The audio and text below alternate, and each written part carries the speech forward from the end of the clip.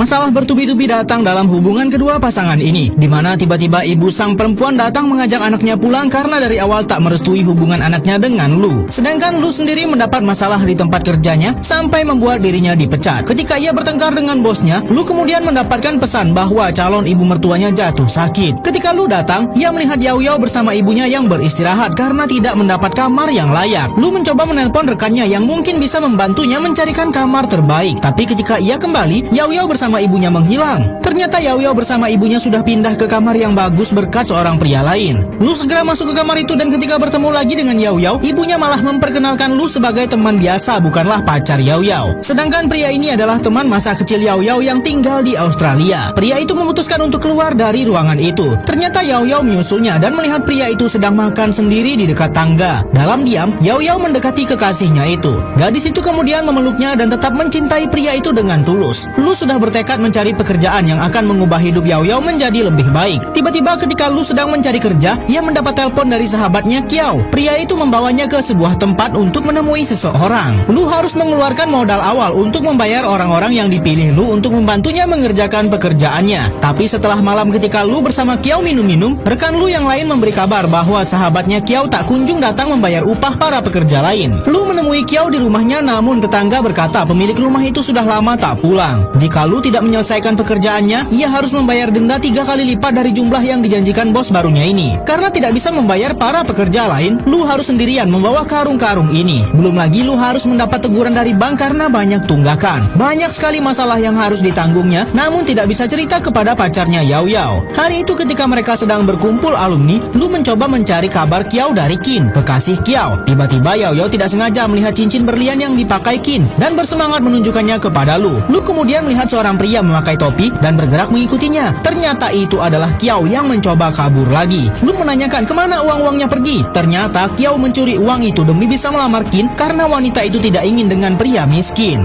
Pria itu memohon kepada Lu untuk memaafkannya dan tidak memberitahukan hal ini kepada Qin dan Yao Yao. Di rumahnya Lu mendapat surat bahwa apartemennya juga akan disita. Lu meminta Yao Yao untuk pindah ke apartemen dekat kampusnya, namun Yao Yao menolak karena bayarannya sangat tinggi. Terjadi perdebatan di antara mereka karena Lu sebenarnya merasa minder dengan teman kecil Yao Yao yang menyukai wanita itu. Namun Yao Yao masih terus meyakinkan ia masih mencintai Lu. Esoknya Lu menemui rekan kerjanya dulu untuk meminta bertemu dengan bosnya. Lu meminta pekerjaan kepada pria tua ini. Pria tua ini berkata, pekerjaan kali ini ada di daerah Xinjiang yang begitu jauh dari pusat kota. Yao Yao akhirnya bisa membawa ibunya pulang diantar oleh teman Yao Yao. Ketika tiba-tiba Yao Yao mendapat telepon, ternyata itu adalah Qin yang mengatakan bahwa Kiao menipunya dan juga menipu Lu sampai membuat Lu berhutang. Qin juga memberi kabar bahwa katanya Lu akan pergi ke Xinjiang. Yao Yao yang tidak tahu tentu saja kaget dan seketika menelpon Lu yang sudah bersiap akan berangkat mencari pekerjaan yang lebih baik di tempat yang jauh. Pria ini tega meninggalkan kekasihnya tanpa berpamitan demi hidup yang lebih baik. Tahun-tahun berlalu, kini Yao Yao sudah bekerja di sebuah bank, sedangkan Lu sendiri menjadi kuli sebuah perusahaan tambang yang jauh dari pusat kota. Walau sudah lama putus, Lu masih mencoba menelpon Yao Yao, namun kini nomornya sudah tidak aktif. Yao Yao sendiri ternyata akan menikah dengan teman masa kecilnya yang direstui ibu Yao Yao. Diam-diam sebenarnya kedua pasangan ini belum bisa move on satu sama lain. Hari itu ketika Yao Yao bekerja, ia tak sengaja bertemu mantan gurunya waktu SMA yang pernah menghukum Lu karena memberikan surat cinta kepada Yao Yao. Tapi karena gurunya menceritakan masa lalu mereka, hal itu malah membuat Yao Yao jadi menangis karena teringat akan sosok Lu yang sudah jauh tanpa kabar sama sekali. Lu sendiri banyak sekali mengalami kesulitan selama bekerja di sini.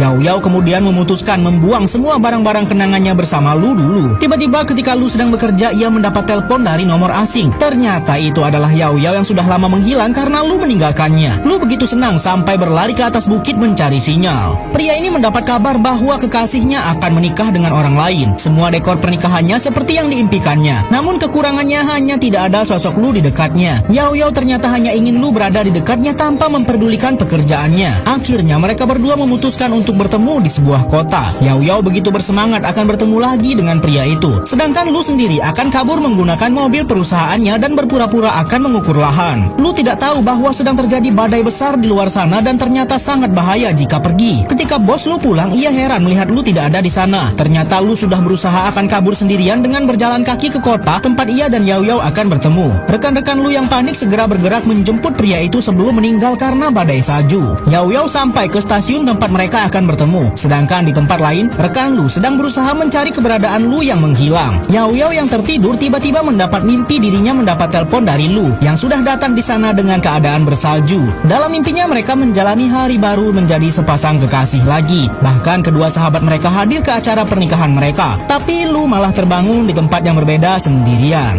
Pria ini terbangun di tengah badai salju dan mengalami hipotermia. Pria itu terjebak dalam badai salju yang sangat parah. Yao Yao sendiri masih sabar menunggu kedatangan Lu karena pria itu sudah berjanji kepadanya akan menemuinya. Para rekan Lu akhirnya menemukan tubuh Lu. Pria itu sudah terbujur kaku sambil memegang sebuah handphone. Buku catatan Lu tertinggal dan ada tulisan jika dirinya meninggal tidak boleh memberi kabar kepada Yao Yao. Pesan-pesan yang dikirimkan Lu baru saja terkirim kepada Yao Yao. Yao Yao akhirnya menerima bertubi-tubi pesan yang dikirim kepadanya selama Lu dalam perjalanan untuk menemui dirinya. Bahkan sampai pria ini terjatuh masuk ke dalam jurang. Semakin lama pesan yang dikirim semakin menunjukkan bahwa Lu dalam kesulitan. Terakhir Lu berdoa agar kebahagiaannya terus datang kepada Yao Yao. Pada akhirnya cinta yang besar tidak akan membuat mereka bersama sampai akhir hidup Lu.